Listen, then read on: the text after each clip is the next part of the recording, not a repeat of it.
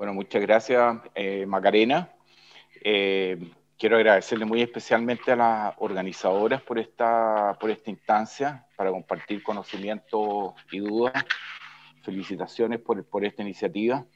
También aprovechar de agradecer la contribución del personal de salud durante este tiempo, que ha sido complejo, exigente y lleno de desafíos. Hemos tenido que dar respuesta. Y finalmente decirles para este inicio que la presentación contiene, es una especie de combinación de datos duros, que no son tanto, información en desarrollo y muchos puntos de vista y opiniones. No tengo... Voy a ver. No pasa la presentación. Declaro no tener compromiso de interés. Y bueno, durante este seminario hemos visto que los pilares estratégicos de control de una pandemia son las medidas de salud pública, que ha sido lo único que hemos tenido durante este año como herramienta para controlar la pandemia. El tratamiento efectivo de casos leves y graves es algo que está faltando, que nos hace mucha falta y que se está invirtiendo mucho en su desarrollo. Y vacunas que estamos viendo parte de la luz, con algunas vacunas que ya están registradas y en uso y que nos van a contribuir a disminuir el número de casos y finalmente controlar la pandemia. El tratamiento efectivo fue fundamental en la última pandemia que tuvimos por influenza. El hecho de que dispusiéramos de oseltamivir para tratar casos ambulatorios hizo que disminuyera mucho la transmisión a otras personas. Les voy a hablar un poquitito del virus, nada más que como introducción. Este es un virus que tiene material genético RNA, tiene envoltura y unas proteínas de superficie que le sirven como llave para entrar a las células. Gráficamente es una sola hebra de RNA. Los virus de RNA tienen una cierta tendencia a mutar en forma más rápidamente. Tiene esta envoltura que es una capa bilipídica a la que el virus le inserta sus propias proteínas. La capa bilipídica es la membrana celular que estuvo infectada previamente por el virus, y eso lo hace muy sensible a detergentes, al cloro, a la luz solar y a la desecación. Así que ventilación, exposición al sol, aseo con soluciones simples de cloro y detergente son suficientes para deshacer esta envoltura y hacer que el virus no sea infectante. Por otro lado, tiene estas proteínas de superficie que han adquirido un protagonismo importante, que vamos a ver. Los coronavirus están ampliamente presentes en la naturaleza en diversas especies. Hay coronavirus propios en la especie humana, que son 4, designados con esos nombres que utilizan los virólogos raros, y está asociado clínicamente a resfrío, bronquitis, a descompensaciones de asma. Hay 2 eventos previos en el siglo XXI de zoonosis causadas por coronavirus. Es decir, lo que sucedió con el SARS-CoV-2 había sucedido antes, previamente este siglo, con el SARS-CoV-1 y con MERS. Esto se los digo porque cada uno de estos eventos de aparición de un coronavirus que tenía potencial pandémico hizo que se activara toda la cadena de producción, de desarrollo y producción de vacunas. Sin embargo, al contenerse estos brotes, estas epidemias, ustedes ven que el número de casos que se han producido fueron limitados, 8.000 casos en el caso del SARS-CoV-2 y 2.600 en el caso del MERS, que todavía hay casos que se diagnostican. Al contenerse por las medidas no farmacológicas, se se truncaron los esfuerzos de producir vacunas, sobre todo el financiamiento de la producción de vacunas, porque veían que no iban a tener una suficiente salida. Pero también partimos de una base, o sea, hubo mucha gente estimulada, motivada por producir vacunas, y hicieron algunos diseños y algunos ensayos clínicos preliminares que sirvieron de fundamento para los esfuerzos posteriores. Las vacunas tienen bases estructurales y biológicas. Quería mostrar este esquema producido por Francisco Sotomayor, un cubano, de las proteínas inmunogénicas del virus. Está esta proteína Spike, la proteína membrana, que hace como un canal iónico, es como una especie de túnel que atraviesa la membrana. Las proteínas de nucleocápside y proteínas que están insertas en la envoltura. Las 4 proteínas son reconocidas por el sistema inmunológico y producen una buena respuesta inmune. La nucleocápside es mucho menos variable que el spike, es una proteína más conservada. Sin embargo, además, las proteínas no estructurales, las proteínas, por ejemplo, que son enzimas, también tienen una muy buena respuesta inmunológica. El enfoque de las vacunas, entonces, es neutralizar la interacción, y por eso la interacción con los receptores celulares, y por eso se han focalizado en esta proteína Spike, que es la que utiliza para unirse a los receptores.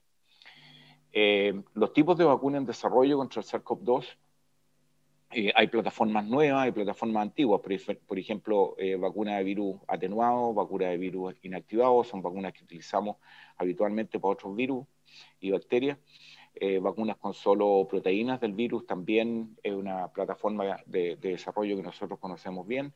Sin embargo, han aparecido estas vacunas de RNA mensajero que no habían sido utilizados previamente, y vacunas con otros virus con genes insertados del SARS-CoV-2 que habían sido utilizadas previamente en el control de brotes del virus ébola exitosamente. Así que tenemos plataformas nuevas con las cuales tenemos que familiarizarnos y también hacer un seguimiento prospectivo de los posibles efectos colaterales que puedan producirse a mayor plazo que el corto plazo que ya conocemos. Con respecto a la proporción de estas vacunas, tal vez las vacunas que tienen mayor desarrollo en este minuto son las de vector viral y las de nucleocápside y las basadas en proteínas de ácido nucleico, perdón. Este es un vaccine tracker, que es algo que sirve para seguir el desarrollo de vacunas, que se pone al día bastante frecuente, que es del New York Times. De hecho, sacó la cobertura del New York Times a esta pandemia, sacó el premio Pulitzer, ha sido muy buena y científicamente muy adecuada. Esta es la situación el 14 de junio, hay 50 vacunas para uso en humanos en fase 1, 36 en fase 2, 31 en fase 3. Imagínense la cantidad de vacunas que en este momento tenemos, la prospección de tener disponibles. Hay 8 que están autorizadas, 8 que están aprobadas para uso con autorización de emergencia, 8 aprobadas con registro, y hay 4 que han abandonado el esfuerzo después de alcanzar la fase 3. Y estas son las vacunas líder, podríamos decir. Este es un dispositivo bien ocupado, pero están las 2 vacunas RNA, la Pfizer Moderna, todas estas vacunas que son en base adenovirus, la Gamaleya, la Oxford, CanSino, Johnson Johnson. Después están estas proteínas, la más conocida es Novavax, y después las vacunas inactivadas, entre las cuales nosotros conocemos bien la Sinovac. Y tienen un amplio rango de eficacia. Ustedes ven que acá están las vacunas tal vez con mayor eficacia, junto con Novavax, que utiliza una dosis, una vacuna en base a una proteína purificada, la proteína Spike. Y también tenemos otras vacunas que tienen un porcentaje menor de eficacia, como la Sinovac, que tiene 67%, 72, 78, esta CanSino, que también está en uso, aprobada para uso en Chile, 65%. Esta diferencia de porcentaje, de las vacunas que conocemos, 67, 65, con 91 puede hacer una tremenda diferencia en la velocidad con que la población y la epidemiología responde a la utilización de esta herramienta de control. Por otro lado, si miramos en su uso pediátrico, hay una vacuna que está aprobada para el uso en niños mayores de 12 años, y en estudios, y aquí puse al otro lado los estudios clínicos que están en curso. La vacuna Moderna está pendiente de la aprobación para uso en mayores de 12 años, y hay una aprobación en China, local, pero no se ha hecho ni en la Agencia Europea, ni en Estados Unidos, ni en la OMS. La vacuna CanSino estaría aprobada en China para el uso en mayores de 3 años. Todas las otras son para uso en mayores de 18 años. Sin embargo, como ustedes pueden ver acá a este otro lado, la Pfizer tiene un estudio que va a dar luego resultados en mayores de 5 años. La Moderna hay un estudio en lactantes y preescolares. También ambas están estudiando modificar el RNA que se utiliza para la vacuna para ver si pueden obtener mayor eficacia contra las variantes o desarrollar vacunas específicas contra las variantes. La vacuna Oxford-AstraZeneca también tiene un estudio en niños de 6 y 17 años. La Gamaleya también. Así que muchos de estas vacunas que nosotros conocemos y que están actualmente en uso, están evaluando su uso inicialmente en adolescentes y algunas también utilizándola en niños mayores de 3 años. Todavía no hay estudios en lactantes. Con respecto a las sorpresas que hemos tenido, bueno, todas estas vacunas tienen un porcentaje relativamente menor de relaciones de efectos secundarios que son locales o que son sistémicos, pero de corta duración, como sistémicos como duración u otros efectos como cefalea, mialgia, en fin. Pero las reacciones adversas graves han sido escasas, pero todos conocemos que se produjeron anafilaxias ¿cómo se llama?, con el uso de la vacuna Pfizer y también Moderna, especialmente en pacientes que tenían historia previa de alergia y más específicamente de anafilaxia.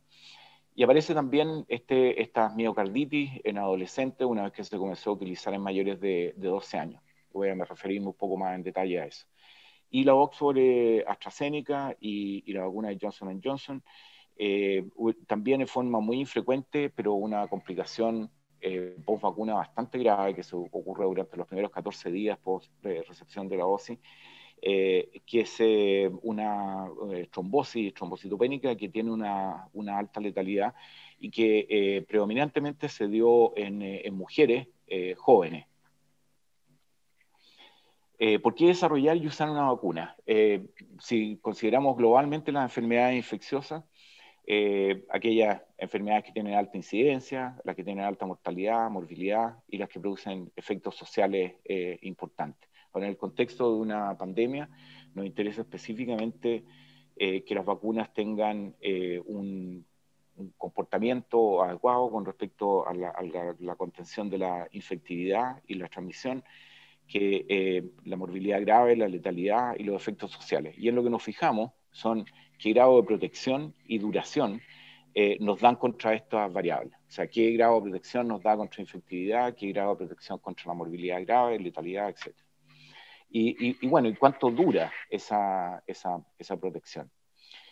Ahora, la primera mirada en la población infantil, considerando esos factores, esta es una infección que, como se refirieron los expositores anteriores, la Carmen Gloria, Gabriel Muñoz, Jaime Rodríguez, es una infección que generalmente benigna y con pocos síntomas. Sin embargo, se han identificado formas graves como el PIMS, que es infrecuente pero muy severo. Los estudios epidemiológicos sugieren que los niños no contribuyen en forma determinante a la diseminación del SARS-CoV-2. Ahora, hay una cierta diferencia, podríamos decir que los niños menores transmiten y se infectan menos que lo comparado con los adolescentes y adultos, que dentro de la edad pediátrica tenemos entonces una especie de identificación de un grupo, los adolescentes, en que deberíamos fijarnos especialmente en términos por lo menos de transmisión. Se conoce poco la inmunidad innata y adaptativa en niños y la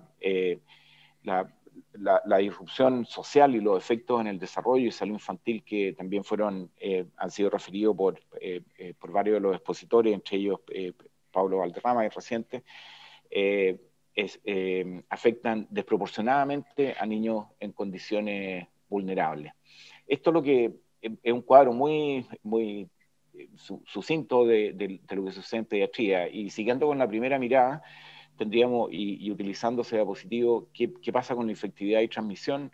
El rol de los niños aún no está determinado con precisión, pareciera ser que no es tan importante, por lo menos en el grupo escolar, exceptuando los adolescentes. Morbilidad grave es poco frecuente, la letalidad también es muy poco frecuente, y los efectos sociales tenemos que ver cómo los podemos resolver con el uso de vacunas. Sin embargo, hay diferencias entre lactantes, preescolares, escolares y adolescentes que vamos a tener que considerar en el futuro y debe considerarse y priorizarse también las condiciones de salud subyacentes. Sabemos que no es tan cierto el que no haya morbilidad grave, por ejemplo, en los niños que tienen diabetes, en los niños que tienen condiciones neurológicas y otras enfermedades crónicas. Y también sabemos que la letalidad en esos grupos es bastante mayor.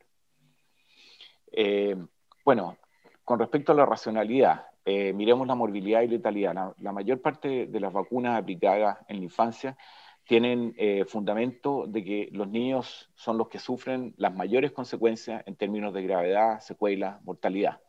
Excepciones son la rubiola, que la utilizamos principalmente para evitar el síndrome de rubiola congénita, el HPV, que es una enfermedad de transmisión sexual y por lo tanto la transmisión como los afectados en los adultos.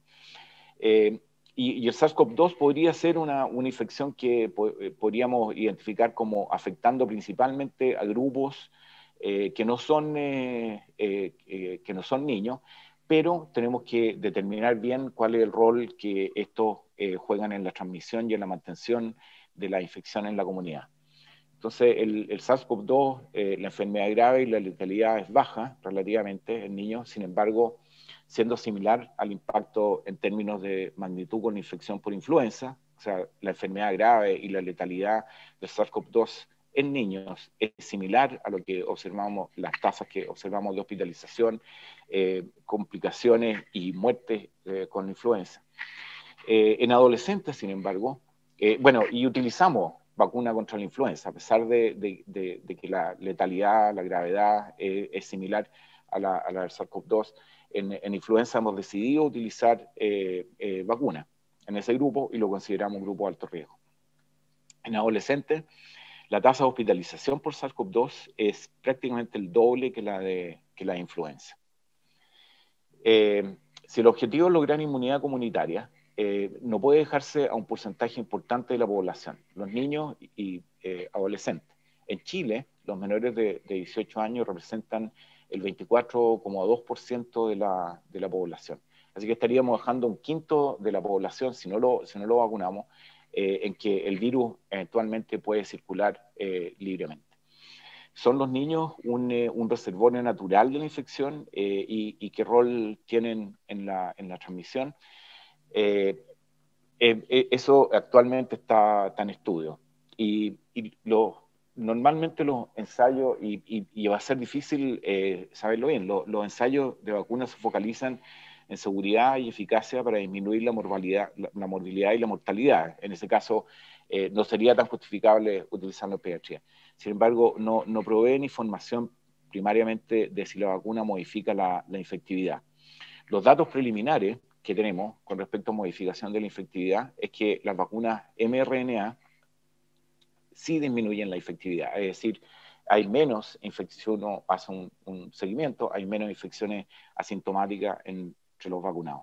Entonces podría tener un rol efectivamente de, si nos focalizamos en la transmisión, de vacunar para disminuir la transmisión y no solo el beneficio personal de disminuir la morbilidad y letalidad. Las intervenciones no farmacológicas recomendadas, como distancia, uso de mascarilla, lavado de manos, evitar aglomeraciones, no son conductas naturales, especialmente en los niños, que tienden a tener interacción social más cercana y hábitos higiénicos más descuidados. Por lo tanto, si uno quiere tener un efecto con respecto a intervenciones no farmacológicas, los espacios seguros para los niños dependen más de aspectos estructurales, vivienda, hacinamiento, posibilidad de espacio al aire libre, transporte seguro, adecuada ventilación de espacios cerrados, mucho más que de aspectos conductuales. Y eso va a ser una tarea para el futuro, de lograr tener efectivamente estos aspectos estructurales resueltos y no seguir con los factores de riesgo que teníamos previamente a esta pandemia. Dado que la infección en niños generalmente es leve y los estudios de eficacia son difíciles y en las circunstancias actuales es más complejo realizar estudios controlados de eficacia, si los estudios en niños requieren demostrar disminución de la transmisión, lo que tendríamos que hacer es diseñar estudios que tomen muestras seriadas de secreciones nasofaringeas y o marcadores de infecciones sintomáticas como serología. La seguridad de las vacunas se constituye en un elemento fundamental para mantener la confianza de la población. Bueno, todo esto es casi como un punto de vista, porque yo sé que va a haber mucha discusión respecto al uso de vacunas en niños. Estamos claros que proteger a un niño, aunque sea uno o poquito, de la muerte o infecciones graves o hospitalización en UCI, tiene una trascendencia importantísima. También tiene una trascendencia muy importante el que las vacunas nos produzcan complicaciones seguras y se perdería la confianza habitual que se tiene en esta intervención. Por lo tanto, hay que ser extremadamente cuidadoso y planificar bien lo que estamos haciendo. Las vacunas mRNA, esta es la única publicación que hay con respecto a eficacia, eso se puede mostrar. Un estudio controlado que utiliza la vacuna Pfizer, que se llama BNT, que es la vacuna Pfizer, como les decía, en adolescentes. Son 2.260 adolescentes, 2 dosis separadas por 21 días. El seguimiento lleva hasta el momento 2 meses por segunda dosis.